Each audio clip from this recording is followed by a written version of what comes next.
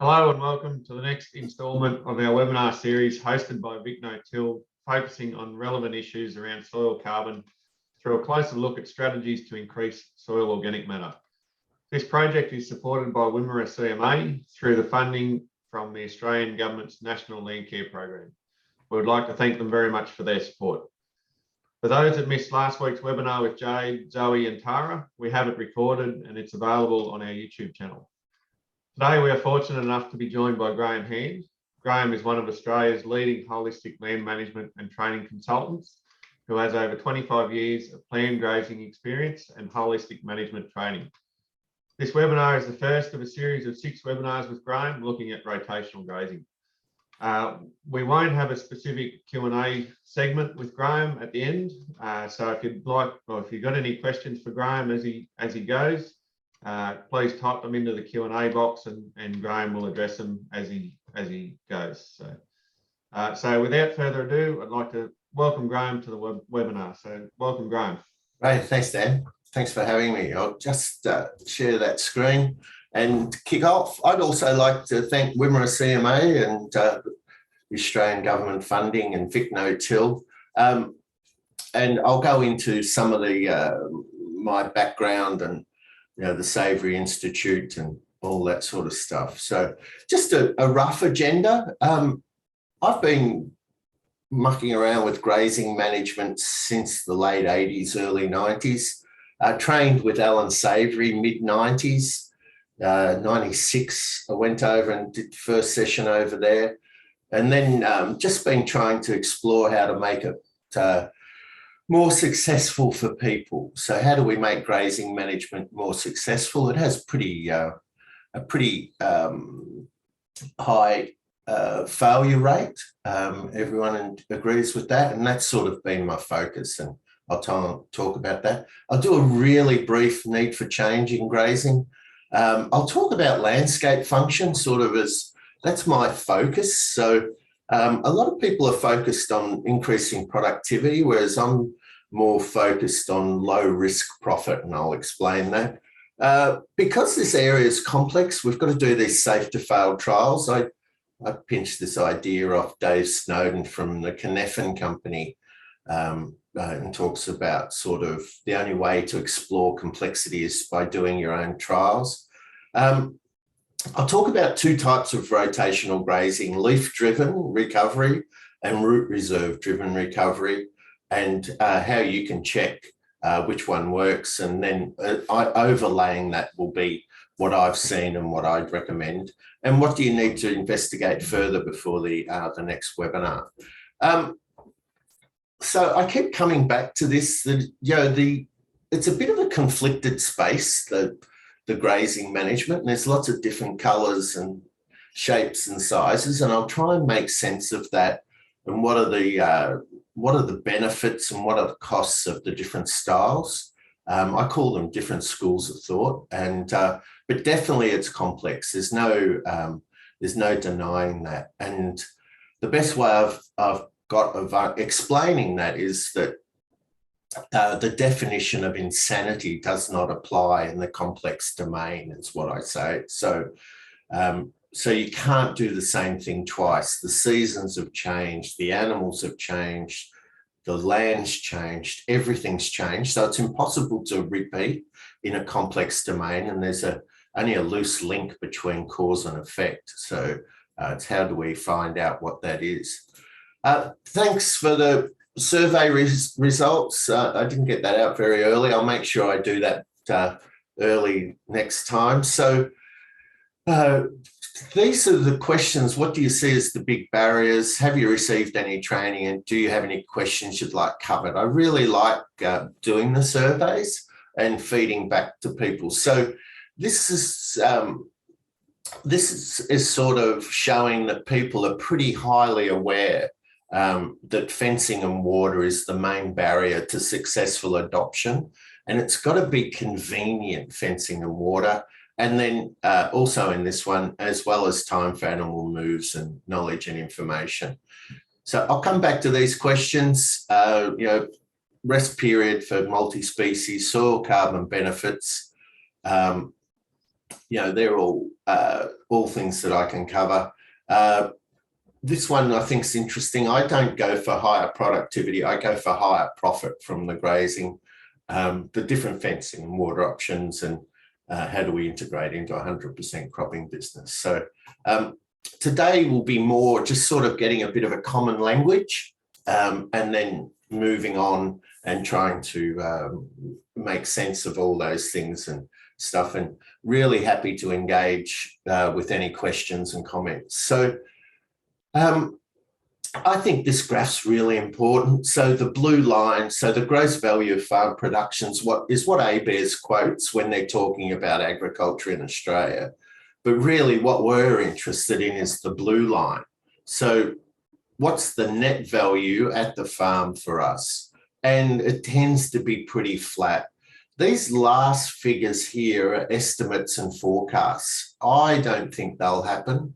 I've been saying this for a fair while that they don't happen. So what happens is if we're going to get a spike in income, there's also a spike in costs.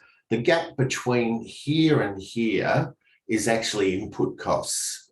And then we've got debt kicking away and winning the day. So I say that the current way we think about agriculture may not be the best way to do it.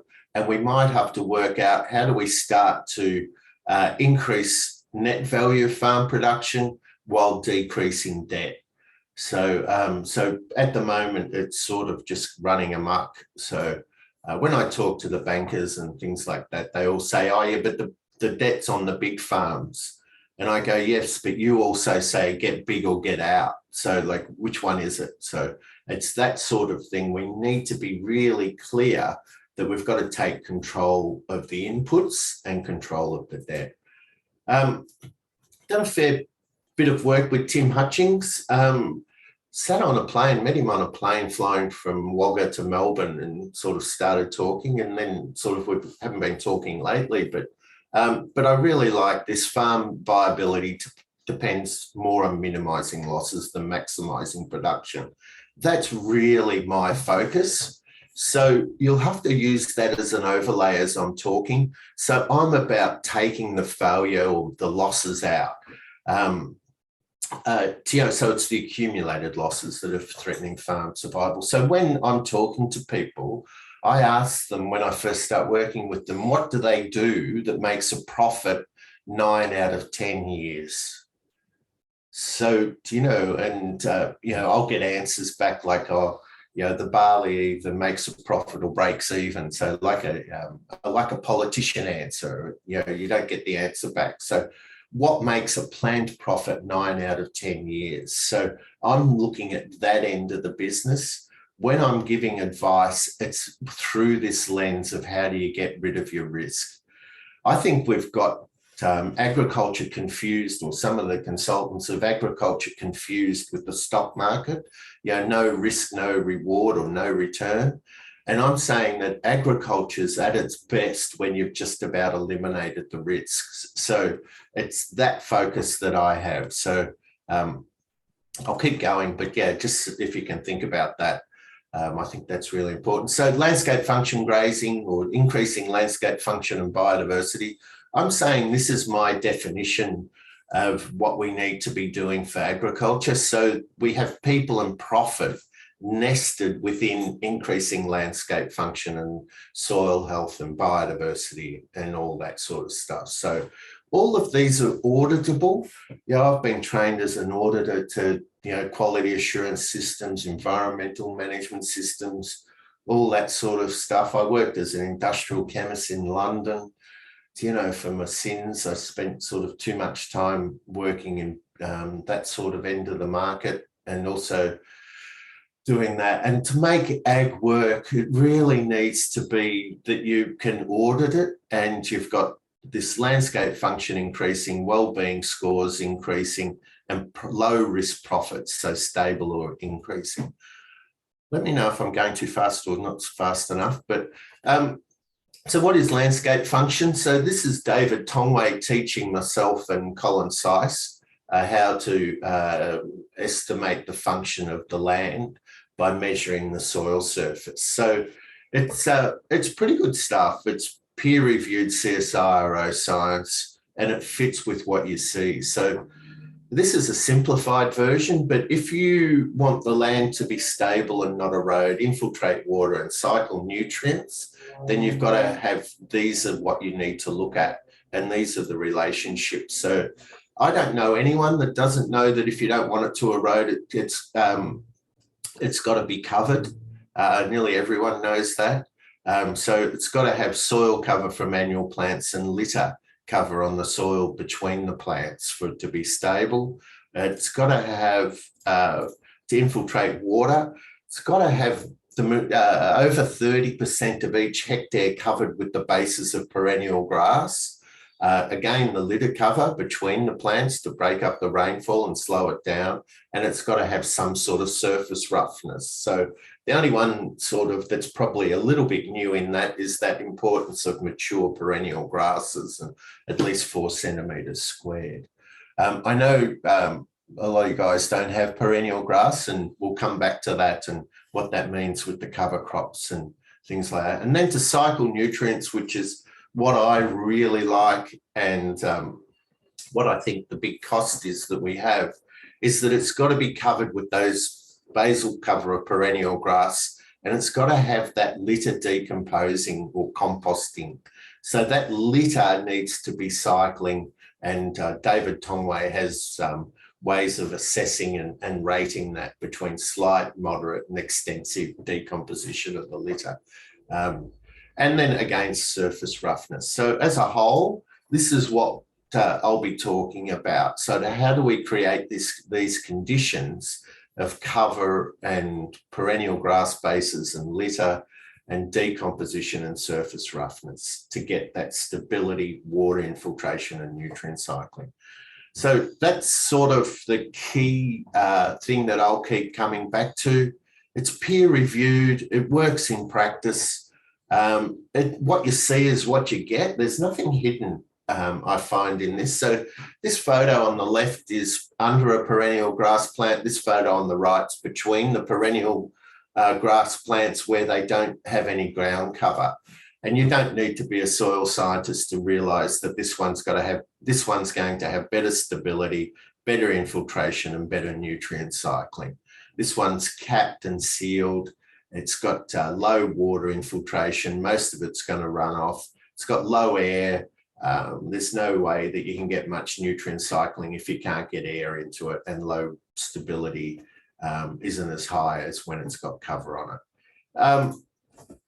All this work sort of shows that this is straight out of Tongway and Hindley's landscape function manual, and I can send you the manuals as much as you want to this sort of stuff. But nutrient cycling index is basically what's the nutrient cycling doing. So on rangeland, it's correlated with nitrogen, organic carbon, as well as mineralizable nitrogen. So if you increase landscape function, you increase soil pH, phosphorus, nitrogen and carbon.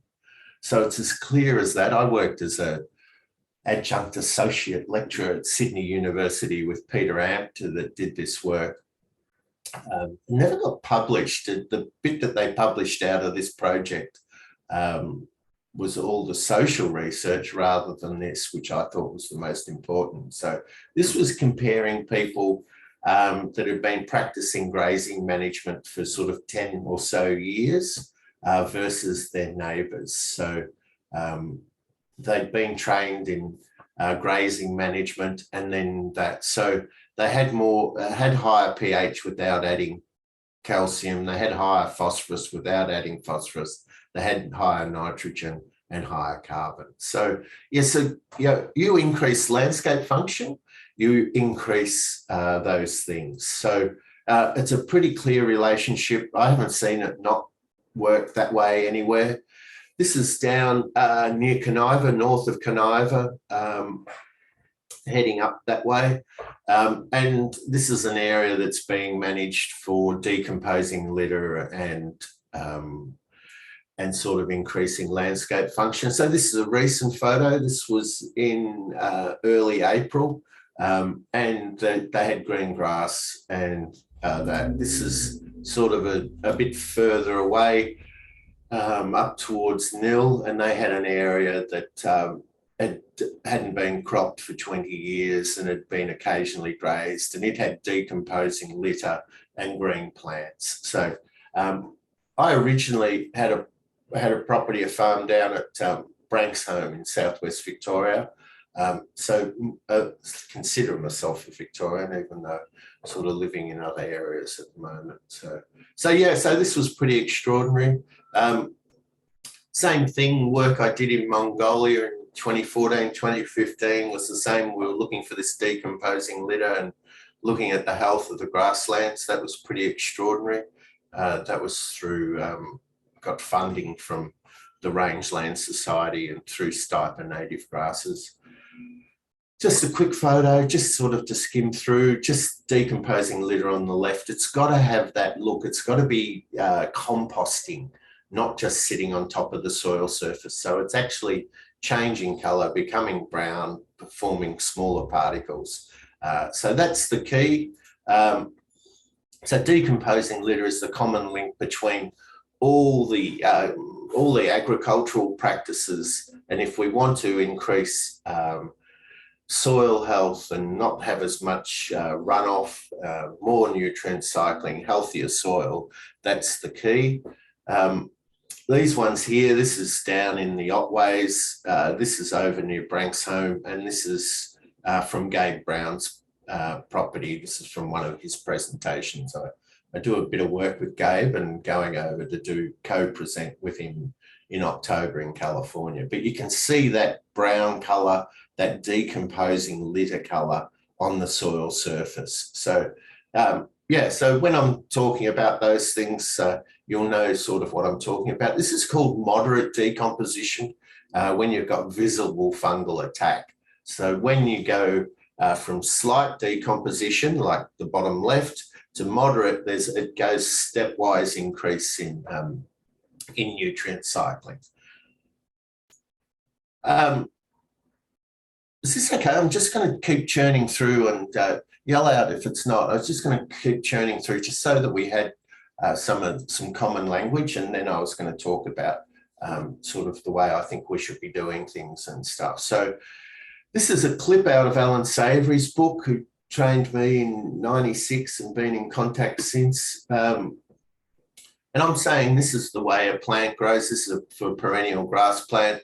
So a mature plant, when it's got no evidence of being previously grazed and contains fresh litter, needs to be grazed severely, which is in conflict with some of the other trainers.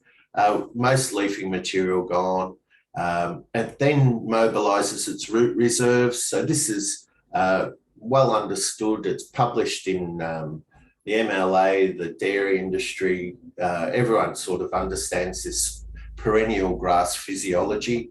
Then the plant mobilises energy from its crown and roots to put up this fresh leaf.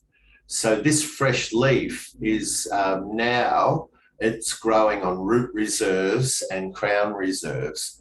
If you graze that plant now, we call that overgrazing. So grazing leaf that's regrown from root reserves is overgrazing. But it's got to be grazed down severely, and then it's the regrowth that's overgrazing. It's not grazing down or the second bite. They can have a second bite as long as the plant hasn't started regrowing, and that's what the overgrazing is. So then the plant replaces its root reserves, and it's got enough solar panels that it replaces its root reserves. If you grazed it here, it wouldn't be toxic to the animals and you wouldn't kill the plant. And then it's ready to be grazed when it's got fresh yellow litter in it, because that'll top up that landscape function. So the purpose of grazing in the way I talk about grazing is to increase landscape function. So not to increase stocking rate, not to do the things we want to do, it's to increase landscape function, which lowers your rainfall risk so that you actually never run out of grass. So I keep coming back sort of, I'm that anti-risk type person. So definition of perennial grass: looks like an ungrazed plant, no cut-off tips and contains fresh litter. Depends on temperature and soil management, which means it needs to we need to monitor. I'd like to also go back. This is quite a long cycle. If you graze the way I'm suggesting, it's a long cycle between here and here. And I'll do some supporting stuff for that, and I can talk about sort of the whole root death and Frank Kreider research and stuff if we want to. Yeah, so we need to monitor. So because leaf emergence, so you can't use food on offer. You can't use the NDVI. You can't use any of those things because you can't see if the plant's recovered using that material, because it's only recovered when it's got this fresh yellow litter in it. So that plant's barely recovered. The dairy industry loves to graze at 2.5, 3 leaf. And then you have to supply all the nutrients, all the drainage, and re-sow every 5 years or so. So it just doesn't work. But because we're worried about wasting that leaf, we worry so much that we throw the baby out with the bath water. And I think we throw the bath out as well, because if you don't have that leaf dying, you don't build litter, which to give you the stability, the water infiltration and nutrient cycling. So I'm saying this is what it needs to look like when it's fully recovered. It's got lots of litter in there. And the visual that I use in my brain is that if I grazed all the green out, there'd still be enough litter in there to cover the ground 100%. So this is about managing the soil surface, creating the conditions. Just doesn't happen with recovery. It also needs to have the green cleared out and the litter pushed onto the surface so that it can start to be chewed up by the soil biology and cycle into the soil. When you're doing it really well, it'll be like pulling Velcro out. This litter will be into the soil, and it's like pulling Velcro or mud brick apart. So that's what gives you that high stability rating. There's some really big barriers to grazing for landscape function.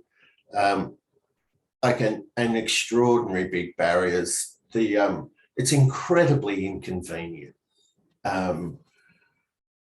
It wasn't the answer that when I went searching for this, I thought I'd be able to make it smarter or different or cheat it, or get a grazing cheat, as I keep thinking about, and there is no cheats. It's really just hard work. So I say to people, if you're not prepared to change your fencing and water, if you're not prepared to change your animals and select for ones that thrive under this management, I wouldn't start, because it's sort of it's so inconvenient it'll break your heart. So I taught grazing cells for the sort of from 96 through to about 2006, and then realized that they had some really big issues. So anyway, back to this. The first barrier, I think, is that we've got to make sure we're managing for complexity. So that means we need to be designing for low cost, low risk profit, and trying to reduce those unintended consequences. We use safe to fail trials, and I'll come up to that next, to determine the combination of recovery, stock density and utilisation. And then you need to have convenient, flexible fencing and water to put this into action. So using those small trials to steer you in the direction that you need to go, and then building appropriate fencing and water.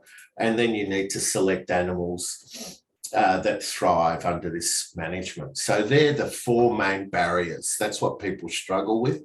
They don't design it for low cost, low risk. They tend to try and double stocking rates and do all that sort of stuff and end up running out of feed. I've just had a disaster sort of with someone I work with, and they sort of got caught between listening to me and listening to someone else. Really good on the trials. So yeah, so those are that, and that'll be in the notes, and we can come back through it and do that. So these safe to fail trials are like navigation aids. Some you'll want to steer towards, some you'll want to steer well away from. So depending on sort of what the results are, but we do some trials on the grazing just to see, you know, what is that combination that works on your land. Generally, the results come out that longer recoveries than what we think, higher stock densities than what we think, and higher plant utilisation. But you'll be able to check with this technique, you'll be able to check whether your land does what I've been finding when I work around the land. So how do you navigate in and out of there without having crashes and things like that? So I quite like that. I've stolen the idea from David Tongway. This is work I did with the sanctuaries back in the late 90s, sorry. And this was their trial area for checking whether their fences would keep out the cats and things. So earth sanctuaries were the original instigator of fencing out the cats and the foxes and taking out the rabbits and that sort of stuff so that they could get this regeneration. This was up the back of their property. I've forgotten what it's called at the moment, but yeah, I worked there for 6 months, sort of on and off. So, but they had this trial area. So everywhere was bare ground and wards, weed and bush, except in this trial area that had all the better perennial grasses, all the better salt bushes. Everything was much better in there. So it was stark, the difference. This had tens of thousands of hectares of land. Wimmera was the name of the sanctuary.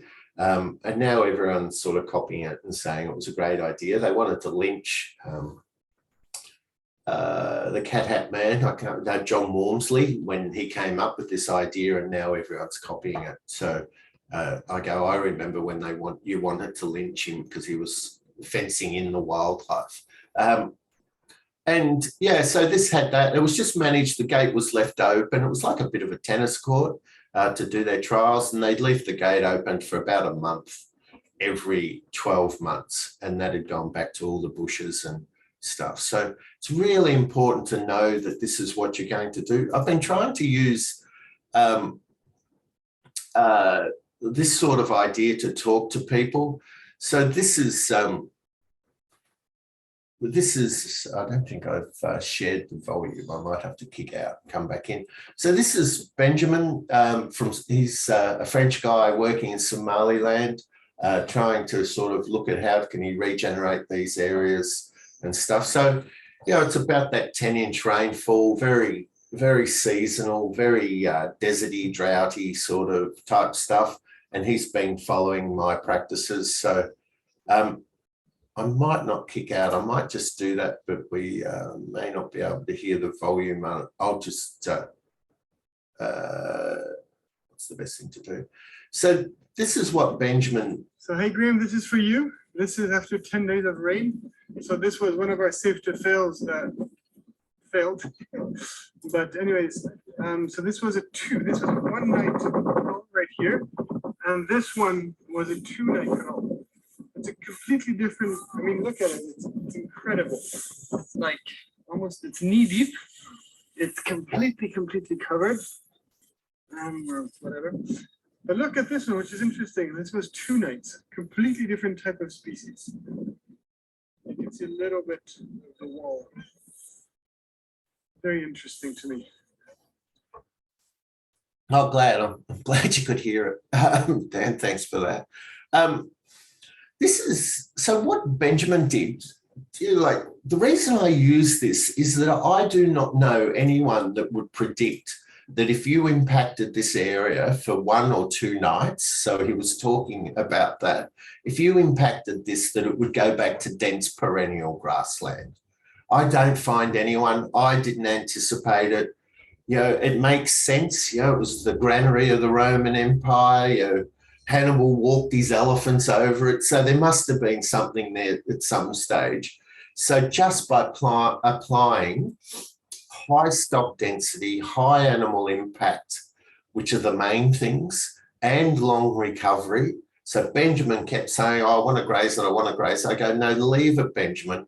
And that's what came up after the rain. As he's talking, he says this is his safe to fail that failed because the animals got in there. So it wasn't as perfect as what he'd wanted. And then he also, when he's digging down in through the grass, there was no litter on the ground yet. So that's why he goes, oh, whatever. But the interesting thing for him, but I see this a lot, was that he got this species in the foreground from one night camping the animals on it, and he got a different result for the second night camping them on. I don't suggest that you do things overnight because usually we can over trample and do a few of those things, and I think it's very valuable to learn. But the idea is that is that's the sort of management that I'm talking about, and this is an example of the management that I'm talking Just about. a short video showing a night move into a bigger area using 100-metre wide strips, 10-metre long sections, 5 to 6 moves a day. That's the movement that the cattle are doing, so they come in from there. Water's just on the left, sorry, in the ring there.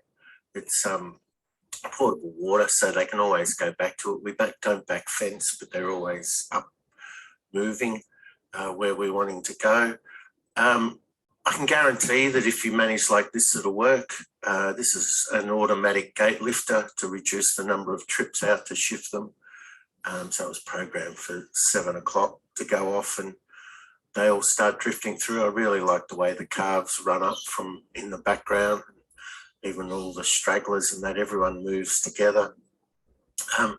I'd like you to note the colour of where we've been and where we're going to, because it's really important that if we're going to do this sort of grazing, we've got to mimic nature. I think we've forgotten what nature looks like. So I've just clipped in a little section of the Great Plains video here showing the stock density that they manage at, and also that colour change from the left to the right. Yeah, so this is the sort of management. We know that during the drought, this is drought proof. It's very low risk. It's always profitable, low cost of production, really good sleepability, as a friend of mine would say, because you know the animals are going to be well, effectively no animal health issues. It does take some skills and management. And I'll just stop it there. There's a little ad at the end.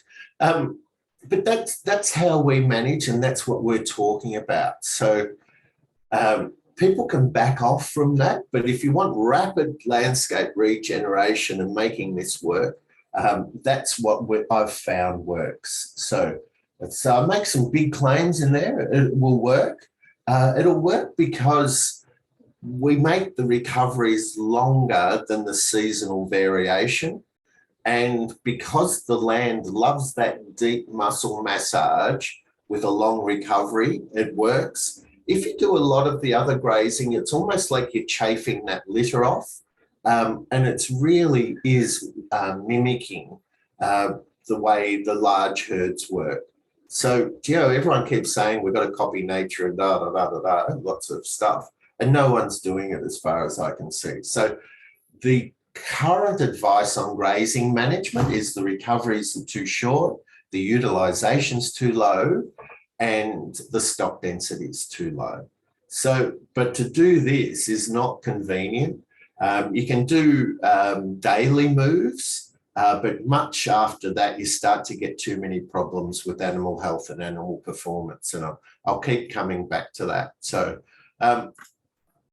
I've done this. This is in Southeast South Australia, just using these safe to fail trials to demonstrate that non-wetting sands can be regenerated using grazing management. This is sort of about half an hour north of Mount Gambier Airport on one of those deep sands. It was never growing anything. We got funding to put in the trial. And we just trampled it overnight. These heifers were just about on the point of calving, so he unwound some silage, but you can see, some of these, I was trying to get the same position, but some of these just came back to Cape weed. But I've done a lot of these. You can do it without feeding them. And then within the same year, so this was This was about April, and this was about October, September, October. So within the 1 year, it had gone from not growing grass and being mainly capeweed and non-wetting sands back to this. So I keep trying to say, have we got the right approach to non-wetting sands? This is out at Cobar, so 390 mils rainfall, sort of average, but the average is pretty wild out there. So this is typically what it looks like, sort of real goat country. Was always an experience going out there, sort of. I had to navigate by the sun and stuff to try and find my way back to the house and things. So, but this is what they changed it to. So they used mechanical intervention and changed grazing management to put it back to a grassland. So the early explorers said that there was massive grasslands out at Cobar, and they used to worry about losing the children in the long grass, whereas sort of, you'd have to hide behind a bush out there now to get lost. That's just using management. What they did was like a no-kill crop, and just used oats and then grazed it down, but left quite a bit of stubble high, and the grass all germinated down the rows. So it looked like it had been planted. It went through sort of curly windmill and a few other grasses sort of, but got to, eventually kept improving to better grasses. This is sort of Jim Elizondo's work, sort of, they're talking about the left had grazed 2 to 3 times per year for 12 years, and then just one really big thump. So what we'd call ultra high density grazing and 12 months recovery. And it went from sort of that bushy sort of stuff. We're doing these everywhere. So this is in Tasmania. So this is just the trial. So in the Midlands, and this is what it looked like after they came out. They had about 3 hours in there. I say to people, do the trial at 1 sheep per square metre, and Damien did it at 1.2. So usually people were a little bit under, but he was a little bit over. I asked him, did he throw the last couple in over the top of the fence? And this is what it looked like, ground covered. You can see there's a lot of this standing litter and dry material. It's quite a brittle environment. You can tell that it doesn't cycle carbon well, because you can see all those grey dead dying trees that are stand up grey, and then they chemically decay, or oxidative decay, and then they fall over.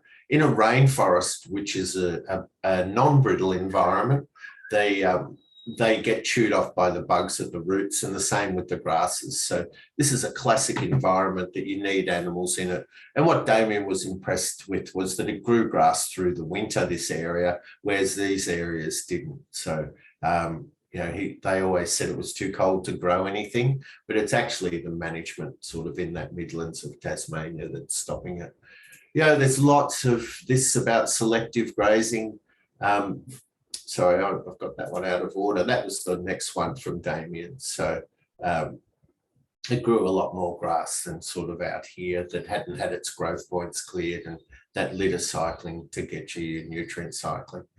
That's just a clip out of Alan's books showing that you really can't control how much of a plant the animals eat, because they eat by the plants they like. So the best or better perennial grasses in a paddock will be grazed severely as soon as they go in. So you get this mismatch between some plants being grazed severely. They don't mow. So that whole idea of only eating half the grass just doesn't work in practice. Everyone tries to make it work, but it just doesn't work in practice. How are we going? Am I just sort of, this is another one at Conniva at Stephen Hobbs that we just did in April. Same sort of thing, same sort of look. And now that was what it looked like when they came out, and it's starting to grow some grass now. So, but that area had been managed for long recoveries for a while. It had its water probes were in this area, but this was a corner that the probes weren't in, and so it just got cut off the corner of a paddock. Yeah, so it's all that sort of stuff that I'll be talking about. I wanted to also just include a slide from Gabe Brown, which covers off on a few of those questions. So this slide I really like. So I've taken it, it was out of David Johnson, Johnson Sioux Compost is what they make. And he's really into soil health. He's a researcher at California State University, and it's got the relationship between soil carbon and practice at Gabe Brown's place. So he went to no-till after his problems with losing crops to hailstones. Then his cash crops, he increased the diversity of them. Then he started this period of cover cropping and sort of the soil organic matter. Then he started to go for multi-species cover crops, and then he integrated livestock. And we'll keep coming back about how he integrated livestock. So I worry a lot about using grazing and multi-species cover crops for grazing. I'm seeing people spray out perennial grass to put in multi-species cover crops, which is a decline in landscape function and a decline in biodiversity and resilience. So I have some issues that if you're cash cropping, I think they're a fantastic thing. If you're just grazing, then it needs to be perennial grass. Gabe Brown said to me that if he's not cash cropping, he doesn't do the cover crops. He doesn't do the multi-species because the rainfall risk and the cost is too high. So he only can make sense of cover crops if he's also cash cropping. And I think we've sort of blended a few ideas. Now, if this is the way I think about the world, if Gabe Brown says that he can't make money out of the cover crops when he's got that direct to consumer meat business and all that sort of stuff, so he makes more money out of those animals of his and things than most people do, then how can someone like myself do it? So I say to people, if you're grazing only, then it needs to be focused on increasing landscape function and perennials. If you're cash cropping, then you need to be doing this multi-species covers with livestock integration in between to maintain the soil health and increase your soil resilience. I hope I've done that okay. It's sort of, it's not what people are talking about at the moment. And I really worry because it sort of sparks my risk buttons. So it's exposing you to too much rainfall risk. There's a lot of material out there that actually doesn't decrease rainfall risk. And I'm saying, the three risks, and I've got this material in the notes, that the three risks are debt, rainfall and market price. And that's the order.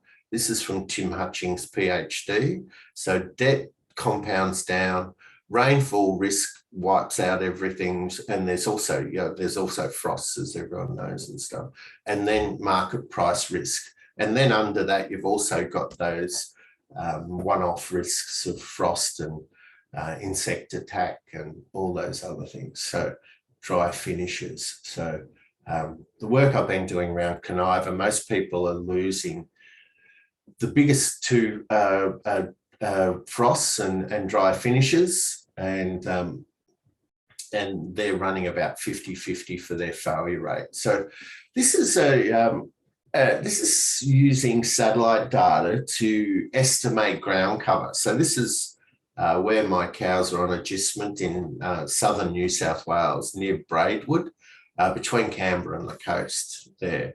So this is pre-doing any sort of grazing training.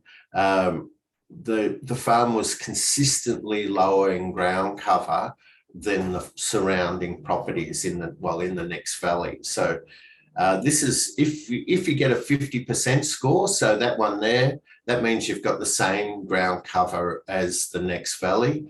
This one here shows that you've got more ground cover than the next valley. So below means that you've got less, so it's a relative ground cover. And it uses, they call it fractional ground cover. So it's actually using the results from the satellite data and converting it to green material, litter material and bare ground, and taking off the tree layer. The constantly green get taken out by the algorithm. So then after some training, there was a trend upwards, but a random result of not being able to maintain ground cover. This is what I see all the time. People start and they get an improvement, but it's very hard to get consistent results, consistent, always foolproof sort of results. So during this period, the debt increased on this property because they would get ground cover and lots of feed, they'd buy animals and then it'd stop raining and then they'd have to sell. So, and I say that they mastered the art of buying high and selling low, you know, during this period, because it's very hard to keep money in the business and keep profit in the business if you don't have a stable ground cover. So then we went to Peter, who is the owner now, or you know, family manager. He's actually, then he agrees with me and we went to this landscape function and safe to fail trials. So what we've done is sort of, it needs an update, but this sort of went through until the drought broke. And during the drought, maintained ground cover, maintained over 50% of his breeders, you know, maintained profit through the drought. So this is why I'm saying it's drought proof if you've got this sort of management, but it then takes a fair bit of design and learning from that. I may skip over those next slides on that, but this was after 6 weeks after it started raining. It sort of was to the into Feb that it started raining, and within 6 weeks they had heaps of feed. They didn't have to feed through that winter, whereas most of their neighbours around them were feeding through that winter after drought-breaking rains, and basically hasn't stopped raining since. So I stayed up there. That was where I was during COVID, and I've never been in rain like that before, that you get 200 mil for the weekend. So so my, for me down at Hamilton and Branxholme and stuff, a big rain was 50 mils, and not sort of 200 to 500 mils. So yeah, so it hasn't stopped raining, and yeah, so but I do need to update that graph. Is that clear? Is that coming through okay?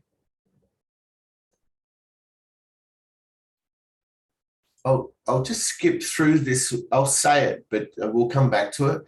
This is how we manage for the drought-proof grazing. We set a recovery period and then try and stay within a band around that recovery period. So we're really, really strong on taking control of this. So if you want grazing to be drought-proof, I think it's really funny because I go and talk to the drought hubs. Yeah, there's a fair bit of money for drought hubs. And I say we've solved how to do drought-proof grazing.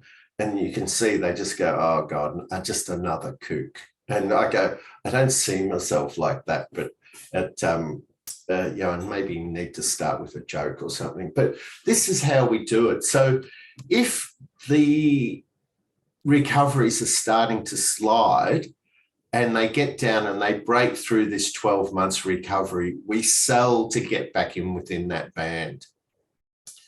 Now, logically, people can see that this is what works. They don't like it, but it's logically they can see that it works. And then you'll trundle along, and then you might get a run of good years and it starts to go up above your sort of upper control limit or your maximum.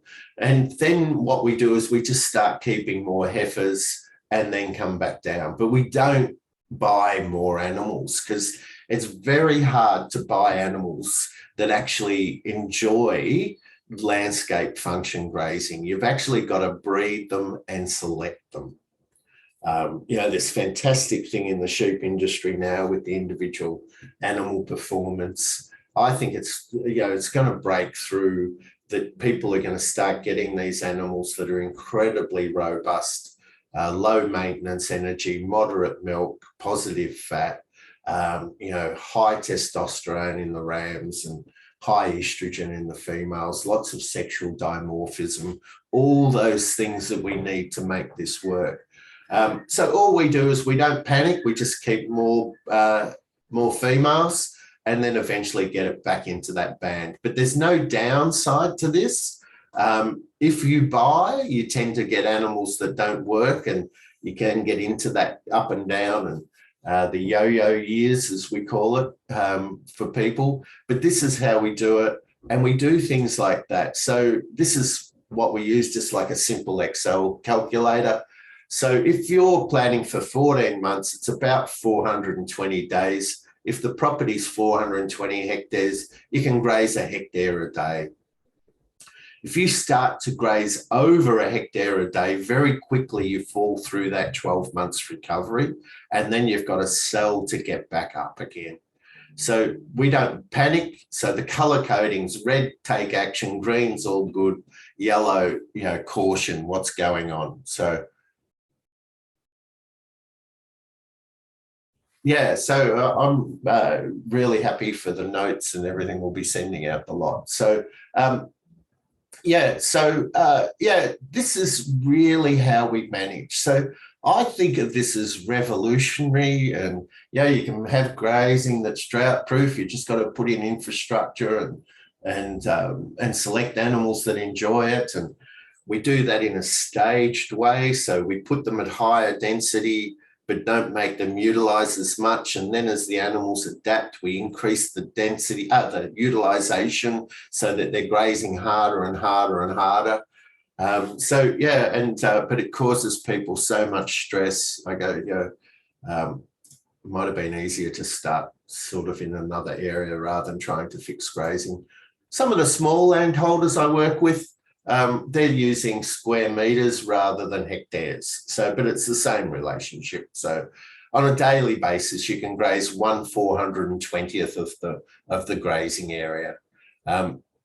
I'll stop in a couple of minutes, Dan, and stop the share, but I'll just quickly skip through the next. This will be in the notes, the risks in agriculture. I see a very big problem is that people think they're diversifying their farming business by getting, so the classic down in Southwest Victoria was that they're going to do more cropping to diversify the rainfall risk. And, like as you guys know, that just makes it worse. It doesn't make it better.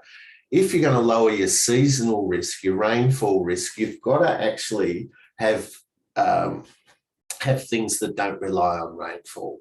So going to, I couldn't see it that, one of the things they had the MLA and others went round and did a big tour about what the consultants were doing down there. And I was sitting in, and they said they're diversifying the crop to cropping and grazing rather than just grazing.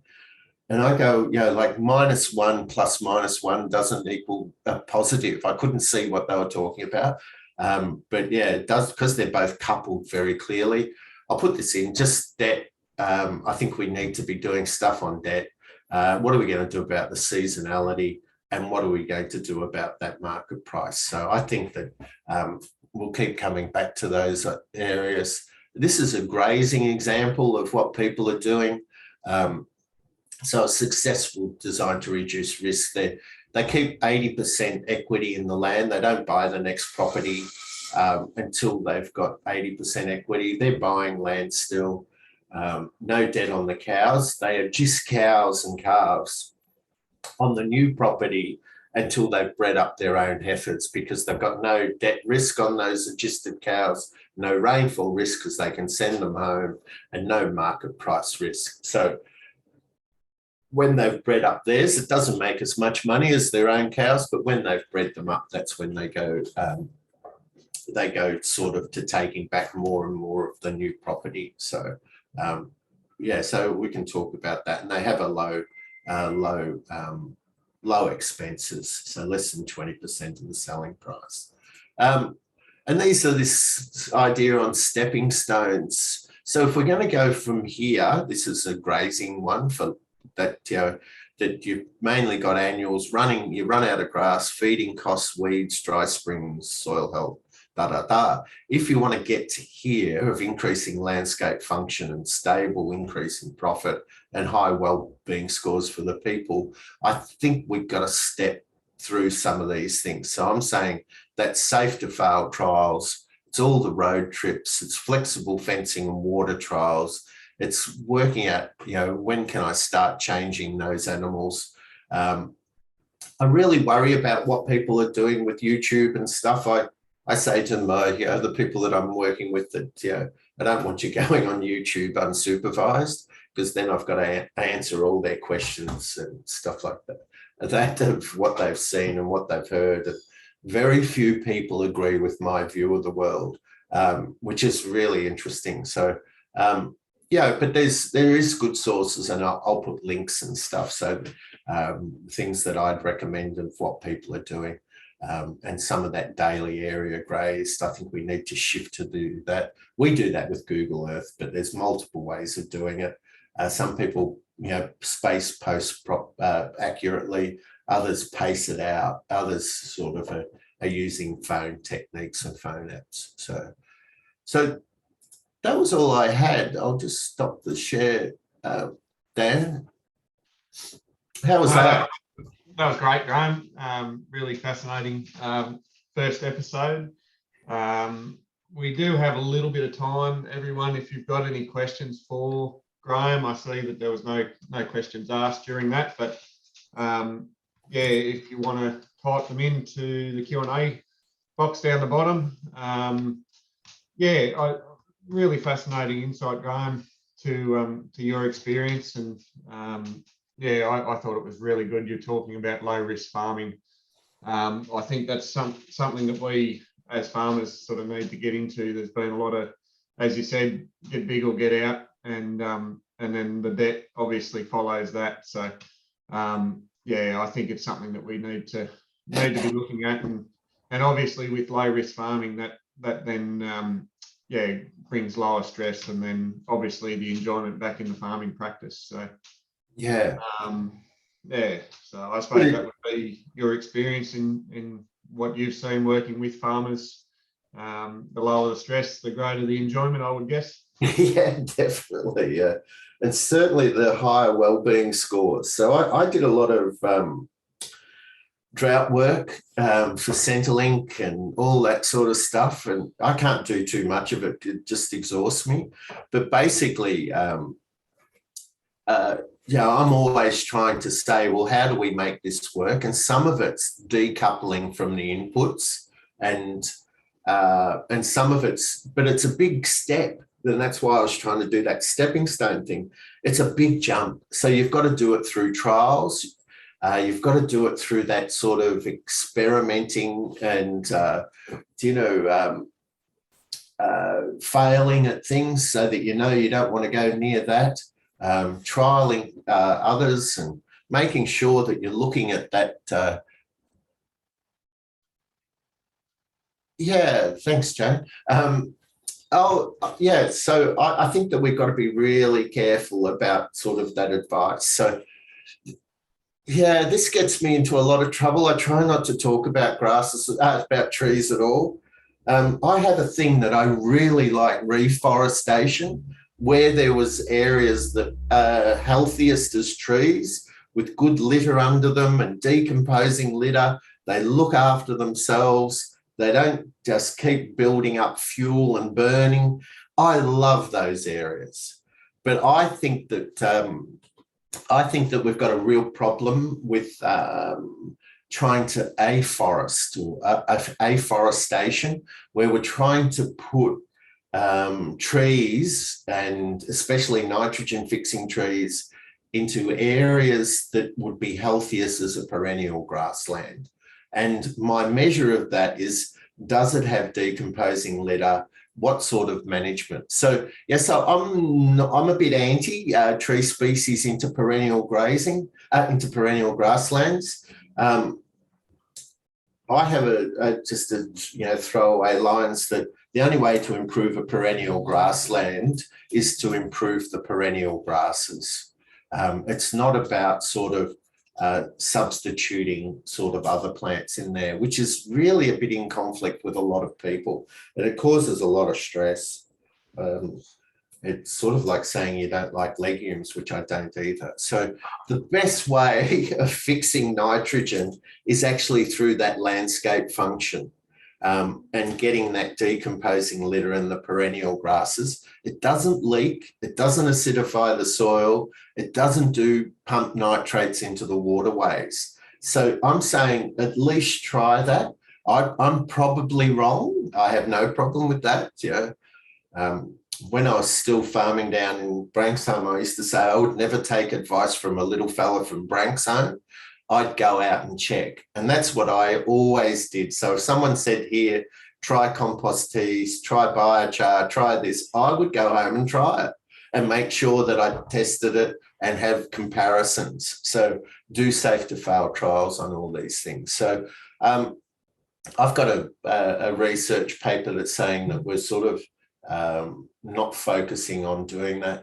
I was scarred when I went and spoke in New Delhi at a grazing conference over there. I was presenting the Mongolian results, and they'd aerially seeded prickly acacia into the Banai grasslands in India, and it was an absolute disaster, so, but I asked the other scientists, when the scientists that recommended that they aerially seed the prickly acacia was going to go to The Hague for crimes against humanity, but that was all a bit too much for everyone. So that was what I thought about it. So